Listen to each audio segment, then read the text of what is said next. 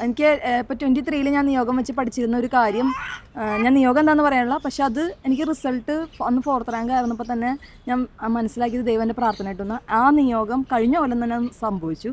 കഴിഞ്ഞ കൊല്ലം ഉണ്ടായിരുന്ന നിയോഗം എന്ന് പറയുന്നത് ഇവനെ പ്രഗ്നൻ്റ് ആയിരുന്നപ്പോൾ എനിക്ക് കുറച്ച് ഇഷ്യൂസ് ഉണ്ടായിരുന്നു. ഇപ്പോൾ ഇത് എൻ്റെ കയ്യിലിരിക്കണ ഒരു കുഴപ്പമില്ലാതെ. പിന്നെ എൻ്റെ ഒരു പ്രയർ എൻ്റെ അനിയത്തിക്ക് വാവയാവണം എന്നായിരുന്നു. അവളത് 2 വീക്സ് മുമ്പ് അവൾക്ക് വാവയായി. അപ്പോൾ ഞാൻ നിയോഗം വെച്ച് പ്രാർത്ഥിച്ചതൊക്കെ എനിക്ക് പെട്ടെന്ന് തന്നെ സാധിച്ചിട്ടുണ്ട്. അപ്പോൾ എനിക്കിതൊരു വലിയ പ്രാർത്ഥനയായിട്ട് തോന്നിയിട്ടുള്ളത്. പിന്നെ ഞാൻ കേട്ടിട്ടുണ്ട് ആൾക്കാർ ബൈബിൾ എഴുതും എന്ന്. അപ്പോൾ ഞാൻ പഠിച്ചു കഴിഞ്ഞിട്ട് ഞാൻ എന്താ ചിന്തിച്ചതെന്ന് വെച്ച് കഴിഞ്ഞാൽ, ഞാൻ ആ ബൈബിള് കാണാതെ എഴുതാമെന്ന് വിചാരിച്ചു. അതായത് ഞാൻ പഠിച്ച എല്ലാം ഒന്നും എന്നെക്കൊണ്ട് എഴുതാനുള്ള ഗ്യാപ്പൊന്നും കിട്ടാറില്ല. അപ്പം ഞാൻ പഠിച്ച അത്രയും പോർഷൻസ് ഞാൻ കാണാതെ എഴുതി നോക്കി. പഠിക്കണം എന്നുള്ളതിനേക്കാളും ഞാൻ ഇത്ര ചിന്തിച്ചോളൂ, എല്ലാവരും ബൈബിൾ എഴുതണോ, എനിക്ക് അത്രയും ചെയ്യാൻ പറ്റില്ല, ഞാൻ ഇതെങ്കിലും ചെയ്യട്ടെ എന്ന് ഓർത്തിട്ട് കാണാതിരുന്ന് എഴുതിയിട്ടുണ്ട്. എല്ലാ അധ്യായവും എഴുതിയിട്ടില്ല, എന്നാലും പറ്റണത്രയും ഞാനത് എഴുതിയിട്ടുണ്ട് എൻ്റെ സൈഡിൽ നിന്ന്.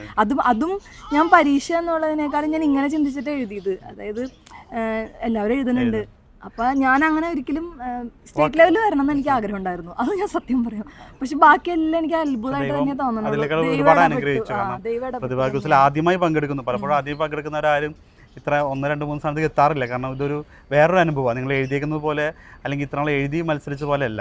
പെട്ടെന്ന് ചോദ്യങ്ങൾ ഭയങ്കര ഫാസ്റ്റായിട്ട് റെസ്പോണ്ട് ചെയ്യേണ്ട രീതിയിൽ ഞാൻ ഈ റൗണ്ടൊക്കെ ഞാൻ വീഡിയോസ് കണ്ടിട്ടുണ്ട് യൂട്യൂബിൽ.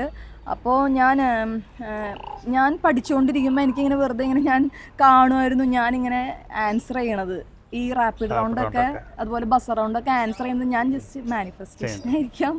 അവസാന റൗണ്ടിൽ എന്താ പറ്റിയത്?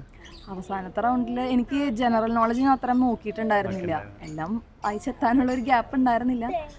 ഞാൻ ഇവൻ ഉറങ്ങുമ്പോൾ അല്ലെങ്കിൽ ഇവർ കളിക്കാനൊക്കെ ആയിട്ടൊന്ന് പുറത്തേക്ക് ഇറങ്ങണ ആ ഒരു ചെറിയ ഗ്യാപ്പിലാണ് പഠിച്ചിട്ടുള്ളത്.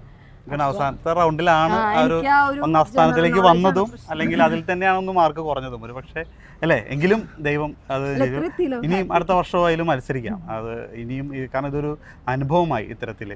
എന്തായാലും എല്ലാവിധ ആശംസകളും നേരുകയാണ്. Thank you.